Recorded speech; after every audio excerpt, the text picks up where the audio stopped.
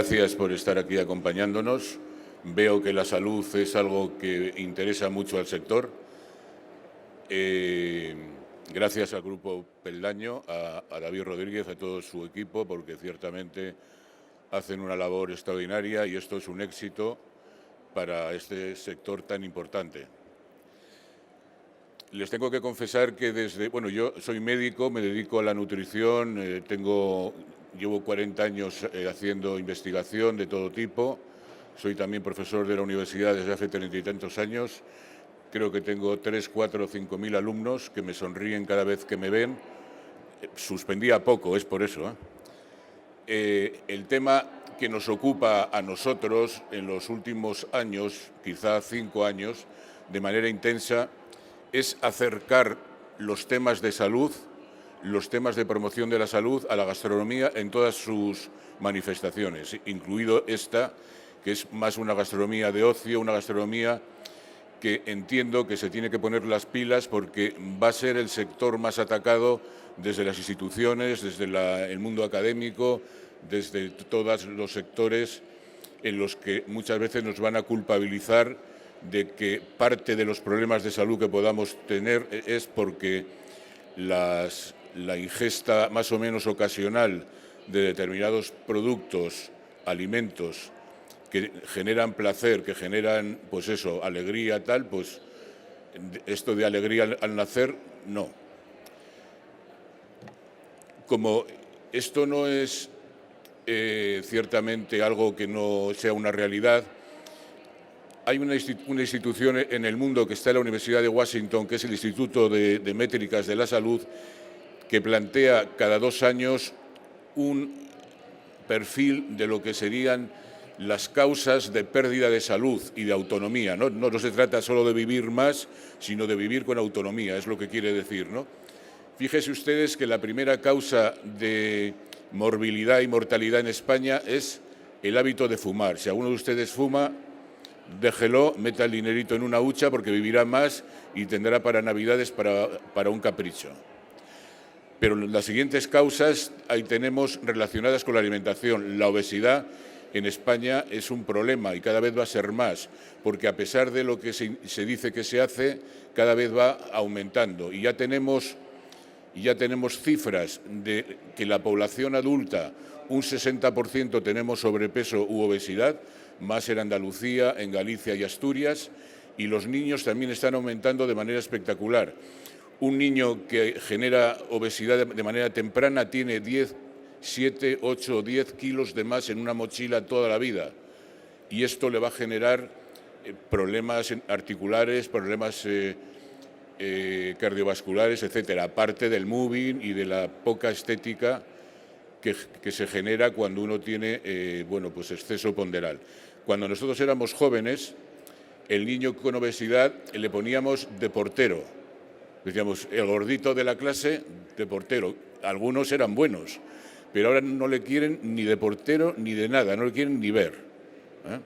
Bueno, y por lo tanto, pero no solo por la estética, sino que también el tema de salud es importante. Aquí podemos ver cómo la inactividad física y la sobrecarga ponderal y los problemas vinculados a la dieta, que creo que son la tercera causa, es de alguna manera lo que facilita que la mortalidad en España sea sobre todo por enfermedad cardiovascular o por cáncer, aparte de otra serie de problemas. Y todo esto está vinculado en mayor o menor grado al perfil de la dieta. No es lo que comamos un día, es el sumatorio de todos los días del año de nuestra vida y, por lo tanto, es un tema que tenemos que cuidar. El tema de alimentación y salud tampoco es una cosa nueva, porque esto es ancestral. Ya Galeno, Hipócrates de Cos, muchísima gente intuyó lo que se llamaba la medicina empírica, que la alimentación tenía mucho que ver con la salud y con la promoción de la salud. Y hay muchas cosas casuales que han solucionado grandes problemas. Por ejemplo, el tema del escorbuto. Cuando los marineros españoles iban a conquistar el Nuevo Mundo, la mitad no volvían, pero no por los indios, no volvían por el escorbuto. se morían de escorbuto porque todo lo que comían era cocido, asado, tal. Entonces, esto no ocurría casualmente con los marineros del norte de España. ¿Por qué? Porque les daban 2 litros de sidra al día, como para hidratarse y empezar, o sea, estar un poco más animados. Y la sidra tiene un residual de vitamina C, ¿sí? Luego, ya desde el punto de vista científico, un médico inglés que se llamaba Lind descubrió que tomando zumo de lima o limón el escorbuto se podía prevenir, ¿no? O sea, por lo tanto, hemos ido viendo que muchos temas vinculados a la alimentación tenían un impacto importante en la salud. Y vamos a ver enseguida que el estudio Predimed es el que ha posicionado definitivamente la alimentación, el perfil de dieta mediterránea española, como la mejor dieta del mundo. Cuando nosotros éramos jóvenes, cuando íbamos al médico por una enfermedad, le decíamos, oiga doctor, ¿y tengo que comer algo especial? Y me decía, no, coma limpio. Decían esto en los años 50, 60, tal. Este es un documento de la OMS junto con la FAO, en la que ya se plantean relación entre alimentos y patologías. Esto fue en el año 2003. Si hacemos un balance, el resumen es que el consumo de frutas, verduras y hortalizas y la actividad física prácticamente podría mejorar todo el quantum de salud de la población. Luego hay otras cosas que también se pueden matizar, pero promocionando estos 2 grupos, el tema mejoraría de manera importante. Se han hecho muchísimos estudios y me ha gustado mucho lo del café, porque ustedes saben que el café era un elemento denostado. No les voy a contar la película, pero es un estudio que hicieron los americanos en los años 90 y lo hicieron mal. Y entonces de ahí salió pues una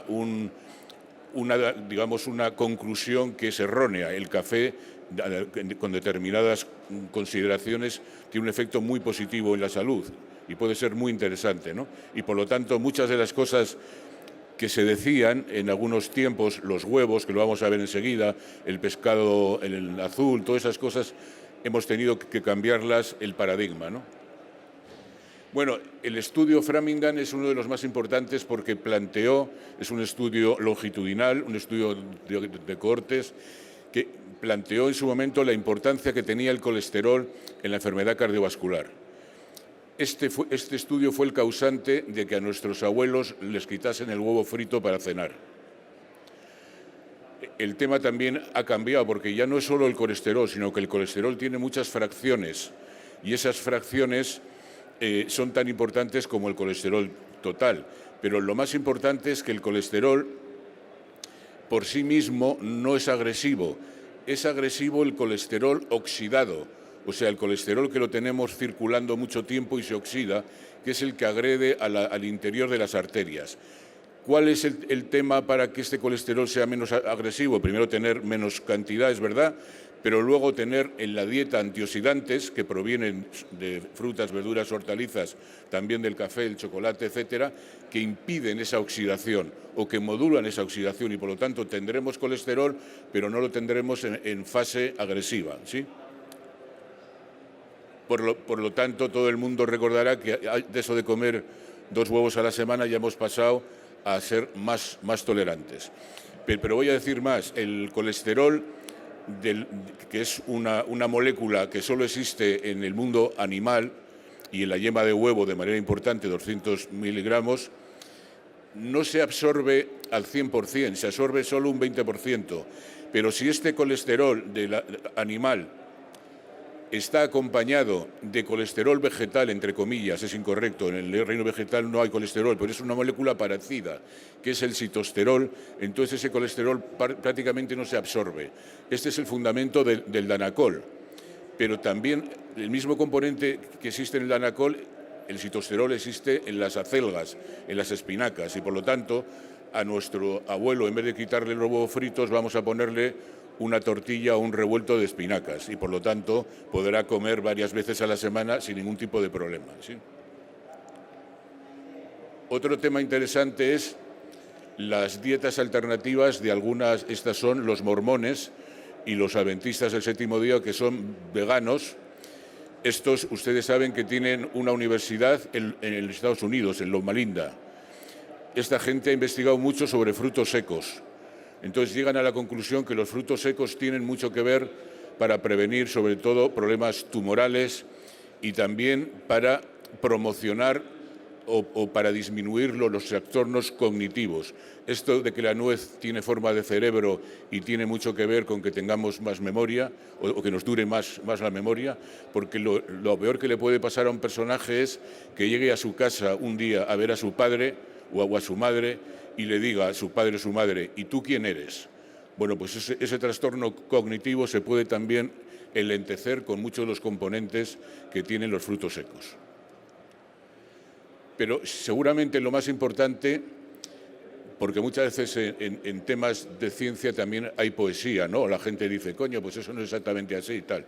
Bueno, la dieta mediterránea, que es un crisol de culturas, ¿no? Todas las culturas que más o menos han navegado por el Mediterráneo, fenicios, romanos, griegos, tal, han ido dejando su película, también los árabes, y este crisol ha generado la dieta mediterránea. Bueno, pues este estudio, el estudio Predimed, ha demostrado que tiene un impacto positivo en la salud, pero no solo en la longevidad, sino en cantidad, como elemento preventivo de cantidad de patologías crónicas. Y podemos ver cómo el estudio se plantea. Es un planteamiento muy interesante. Un grupo de personas toman una alimentación baja en grasa, que es el paradigma de la prevención de la enfermedad cardiovascular. Otras toman una alimentación mediterránea enriquecida en frutos secos, en este caso en nueces. Y otro grupo enriquecida en aceite de oliva virgen extra, 30 gramos al día. Por lo tanto, es una dieta que tiene grasa, o por aceite de oliva o por las nueces. Ustedes pueden ver que la diferencia es importante en parámetros como la tensión arterial, el colesterol, etcétera. Tienen mucho mejor perfil los que se alimentan de dieta mediterránea. Y además, este es un estudio de prevención primaria, todos los que participan en el estudio son sanos, se mueren menos los que toman dieta mediterránea en alguna de sus fases que la dieta baja en grasa, ¿no? Y por lo tanto, lo tenemos aquí muy cerca. Este es otro paradigma de la dieta y salud en el mundo. La Carelia del Norte era la zona donde había mayor mortalidad por enfermedad cardiovascular. Entonces, un médico que se llama Pekka Puska investigó el tema y dijo: esto se debe a que la gente cocina con mantequilla. Cambió el paradigma con aceite de semillas y ahora tienen una mortalidad inferior a la media europea, solamente modificando un elemento desde el punto de vista culinario. Esto es algo que genera mucha polémica también en el mundo académico, y es la relación entre el alcohol y la salud. Aquí tenemos en hombres consumo de vino. Cuando consumimos, no sé si se ve bien aquí en amarillo, cuando consumimos una copa al día, la mortalidad cardiovascular baja. Y la mortalidad por todas las causas también. Cuando pasamos de los dos, la mortalidad cardiovascular sigue estando baja, pero suben las enfermedades vinculadas a la cirrosis y la mortalidad general. Por lo tanto, hay lo que se llama en salud pública un tremor, hay un intervalo donde la ingesta de vino puede ser favorable y a partir de ese punto puede tener efectos negativos. Y por lo tanto, la recomendación de que en varones podemos tomar 2 copas de vino al día puede ser positivo desde el punto de vista de la salud, se puede ser defendible.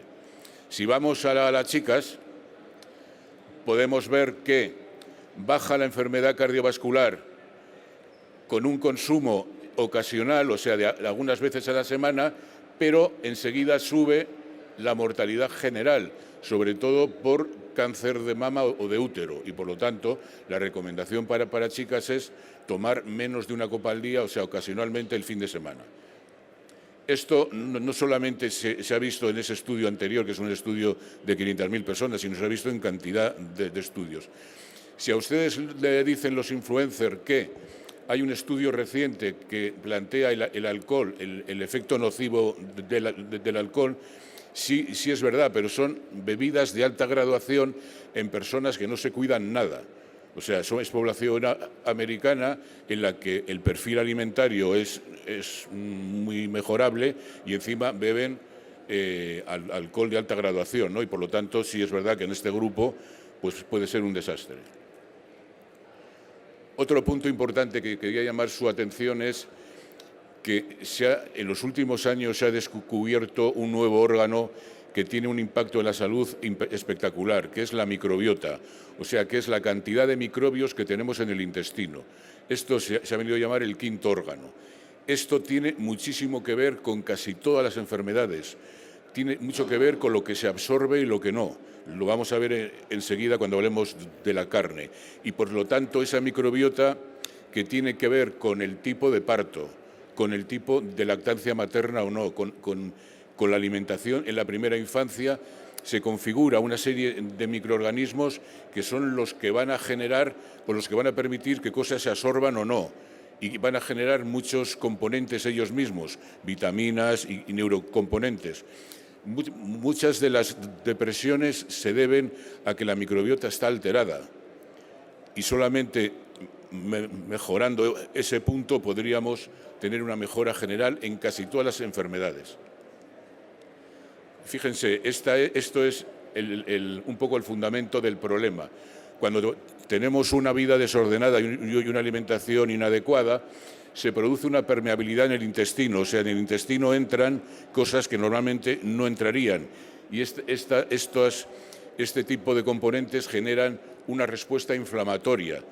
Es una inflamación subclínica permanente, que es la que nos funde los plomos y genera artrosis, genera enfermedad cardiovascular, genera deterioro cognitivo, etcétera, ¿no? Otro punto que les quiero comentar es los horarios de las comidas. No es lo mismo recibir un medicamento a las 8 de la mañana que a las 8 de la noche. Tampoco los alimentos, los componentes principales de los alimentos funcionan igual. A la mañana, hasta las 10 de la mañana, se asimila mucho mejor todo lo que sea hidratos de carbono. O sea, todo lo que sean dulces, cereales, pan, todas estas cosas se metabolizan mejor hasta las 10 de la mañana. Y todo lo que sea proteínas se metaboliza mejor a la tarde-noche, o sea, a partir de las 8.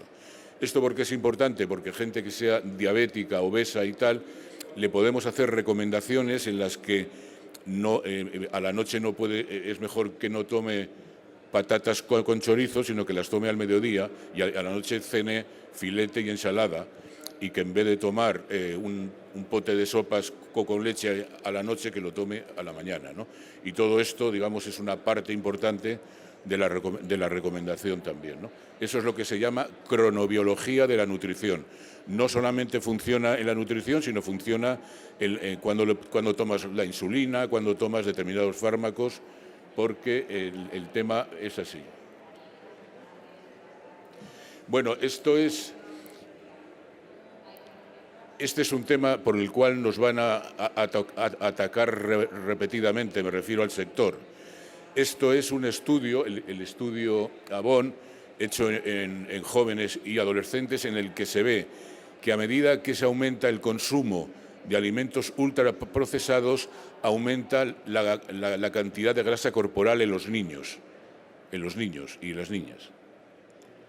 Pero en los padres, lo que genera a medida que aumenta el consumo de ultraprocesados, lo que aumenta es la enfermedad cardiovascular y los eventos cardíacos. Y por lo tanto, esto es algo que tendremos que modular, porque esta es una de las causas por las cuales ya se está pensando en perfiles nutricionales, o sea que la normativa va a ser restrictiva y también el marketing va a ser negativo cada vez más, y por lo tanto tenemos que ver cómo cambiamos la composición, cómo reformulamos y cómo acompañamos, que lo vamos a ver enseguida, cómo acompañamos un alimento con otro que pueda compensar el efecto negativo que se pueda producir.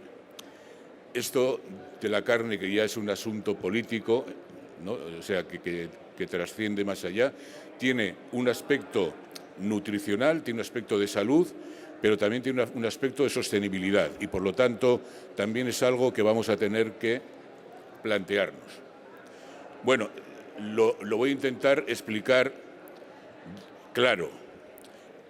Las carnes rojas generan un excedente de carnitina. Aquí está. Esta carnitina se metaboliza por la flora intestinal que hemos hablado antes y se forma un compuesto muy agresivo que es el timao, que es este. El timao genera problemas cardiovasculares, problemas cognitivos, tumores, cáncer de colon, etc. Planteábamos cómo hacer para que se bloquee el asunto. Esta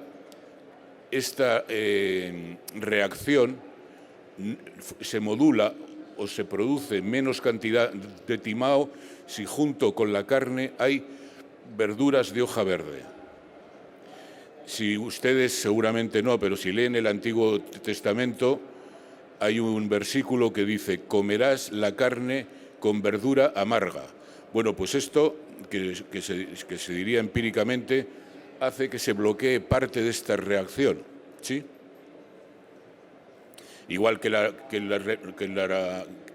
reacción entre las aminas y componentes proteicos que generan nitrosaminas en el estómago, que también son un elemento con potencial tumoral, se bloquea si tenemos vitamina C y, por lo tanto, el tomar una salchicha y una cerveza y de postre naranja pues sería una medida inteligente. Y todo esto es por donde tenemos que avanzar. Hemos reformulado, y yo he incentivado personalmente, porque nosotros asesoramos a muchas empresas, la reducción en el azúcar. Se ha cambiado el azúcar, que tiene algunos inconvenientes, sobre todo el consumido con exceso, por los edulcorantes sintéticos. Aquí pueden ver ustedes, cada vez hay más estudios en el impacto negativo, y el impacto negativo principal, el kilómetro cero, es la microbiota. Agreden a la microbiota y generan un metabolismo diferencial. Y pueden ver ustedes aquí en este estudio americano cómo hay una mayor asociación con enfermedad cardiovascular a medida que se toman mayor cantidad de, al fin y al cabo son componentes químicos. Y por lo tanto, la recomendación es consumir menos azúcar, disminuir el consumo, y vamos a potenciar todos los edulcorantes que son de origen natural.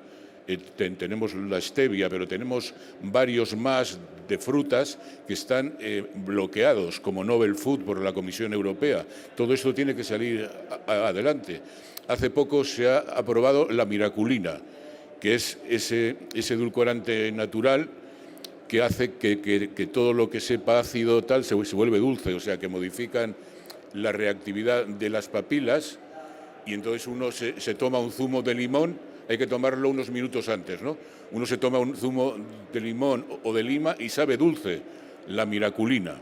Bueno, pues como eso podrá haber más cosas de origen natural que hagan que esta reacción no se produzca. Bueno, hay muchísimas relación. El 40% de los tumores tienen relación con la alimentación, y ahora estamos viendo un repunte espectacular del cáncer ductal de páncreas. Es muy jorobado y no se sabe después de la pandemia por qué ha ocurrido esto. No solamente puede ser con la alimentación, sino también con elementos que la alimentación vehiculice. Este es el modelo alimentario que la Universidad de Oxford investigó. Ustedes tengan en cuenta que este es un estudio que está basado en 304 metaanálisis. Tiene una potencia estadística espectacular y pueden ustedes ver que las carnes rojas y las bebidas edulcoradas en rojo son los elementos a moderar, mientras que todo lo que está en verde, que se parece mucho a la dieta mediterránea, son aspectos positivos en relación a las enfermedades crónicas. Bueno, es verdad que la alimentación no tiene que ser poner a dieta a todo el país, sino lo que hay que hacer es ver cómo podemos compensar el placer, el aspecto gastronómico, los sabores, la sostenibilidad, tal. Todo esto tiene que ir unido en los próximos años. Y en los próximos años vamos a vivir la irrupción de la gastronomía personalizada. enseguida podremos tener un kit con nuestro perfil genético y se podrá ver qué alimentos son positivos y cuáles no. Todos los alimentos no van bien a todo el mundo y esto también va a dar lugar a alimentos nutrigenómicos, que va a ser como el RA, ¿no? Cuando uno dice, ¿usted qué grupo es? ¿Del A, del B, del AB, del RH positivo, negativo, ¿no? Pues también va a haber grupos vinculados a tu reactividad con los alimentos en función de tu genoma. Y esto, el futuro es que tú llegues con la inteligencia artificial a un sitio y con el genoma que lo metes en el aparatito ahí, te digan, pues usted puede comer A, B, C y D, y F y J no. Y esto va a ser la gastronomía personalizada o de precisión, que se llama. Bueno, esto lo voy a pasar rápido porque son aspectos en los que la gastronomía ha ido avanzando. Esto me interesa mucho, el food pairing, que seguramente ustedes lo conocerán, es espectacular porque es la manera de plantear el maridaje entre sabores, alimentos y bebidas. Y muchas cosas que igual gustan menos, podemos maridarlas de tal forma que el tema tenga mejor resultado, ¿no? El food pairing lo pueden encontrar porque es una aplicación que está de libre uso. Muchos de los problemas que tenemos y vamos a tener se derivan del uso de pesticidas, de metales pesados, etcétera. Hay aparatos que permiten detectar en la piel de la fruta o en donde sea, en un alimento, la presencia de estos elementos indeseables, que seguro están generando más problemas de lo que parece. La trazabilidad, ¿no? ¿Cómo podremos enseguida, bueno, ya se puede en algunos sitios saber hasta el nombre del animal con la carne que nos han hecho la hamburguesa?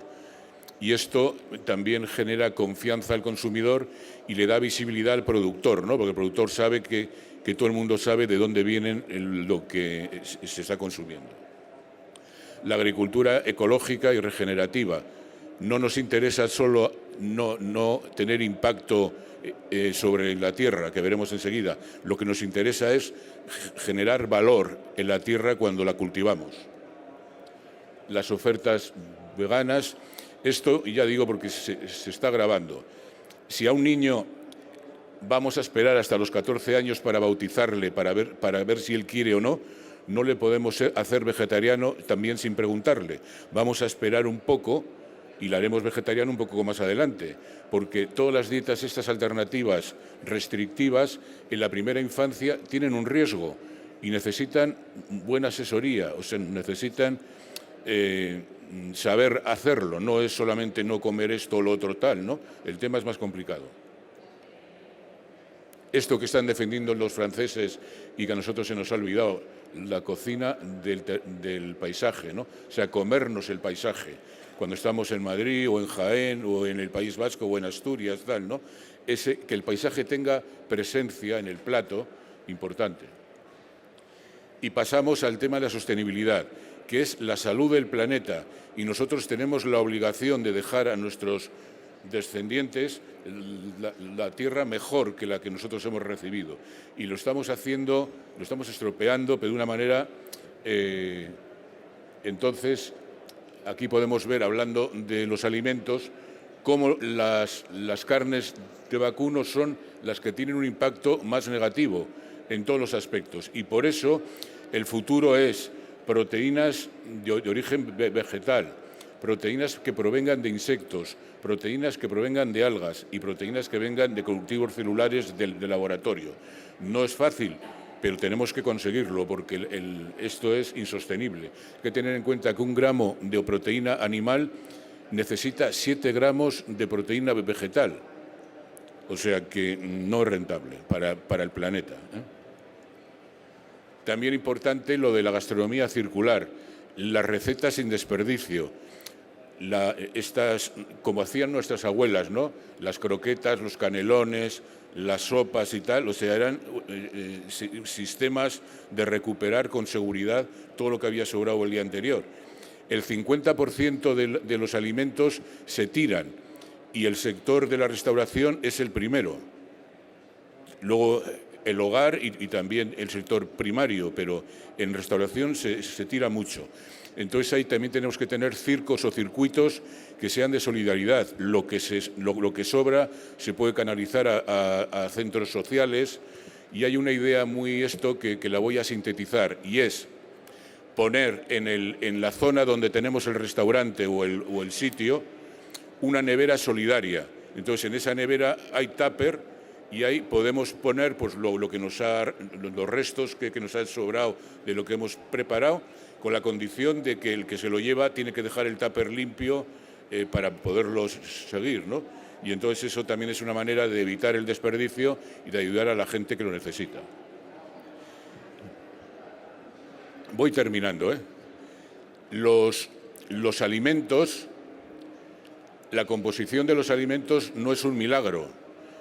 El animal tendrá carne, dará leche o pondrá huevos de una calidad según lo que haya comido, según cómo haya vivido.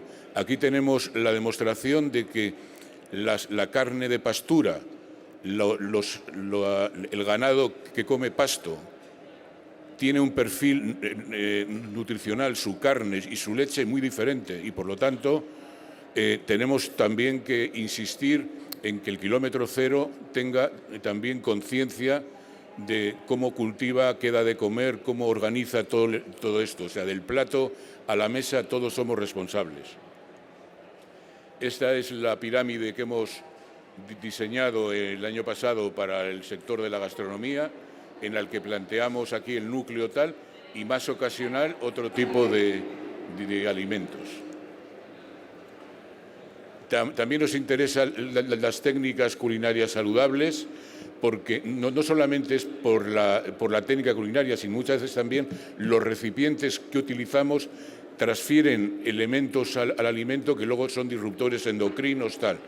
Y sartenes, pucheros, cantidad de elementos están, entre comillas, ocasionando potencialmente problemas al consumidor.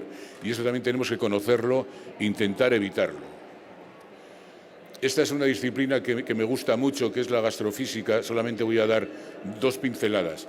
Si queremos que el comensal coma menos o que salga más satisfecho, el fondo del plato debería de ser de color azul. Si nosotros tenemos en casa gente que se levanta la nevera a la noche, que hay gente que se levanta, tenemos que cambiar la luz blanca de la nevera por luz azul, porque inhibe el apetito, ¿no? También el truco de los platos pequeños, etcétera, ¿no? También tiene su... El tema de la sinestesia, cómo podemos compaginar el comer un alimento, beber algo, con música, con sonidos, con ruidos, con murmullos, tal, y que potencia el sabor, ¿no? Este es un estudio, estoy terminando, este es un estudio en el que se demuestra, se acaba de publicar hace un mes, que demuestra que el tamaño del recipiente es importante para la percepción del personaje. Este es un estudio en el que se demuestra que si ponemos botellas de vino más pequeñas, pero sobre todo copas más pequeñas, el ciudadano bebe menos y sale satisfecho. Y por lo tanto, eso también sería una medida de que el sector apoye que se tome menos bebidas alcohólicas, a pesar de que el señor salga contento, ¿no? Y este es un invento genial, que es un aparatito que cuando pide el comensal vino, dice, oiga, póngame iba a decir una marca, ¿no? Pero es igual. Y dice, bueno, ¿cómo lo quiere usted? Dice, porque tiene 14 grados. Dice, bájamelo a 5. Así puedo beber 2 botellas y luego puedo conducir. Pues esta maquinita es capaz de disminuir el contenido alcohólico a voluntad en un cuarto de hora. Y esto se va a poner en marcha enseguida en los restaurantes, se va a alquilar, se va a vender, tal, ¿no? Esto es un invento de Pere Castell, junto con un científico de la Universidad de Minnesota. Está operativo ya en algunos sitios. Estupendo, muchísimas gracias. Que vaya bien.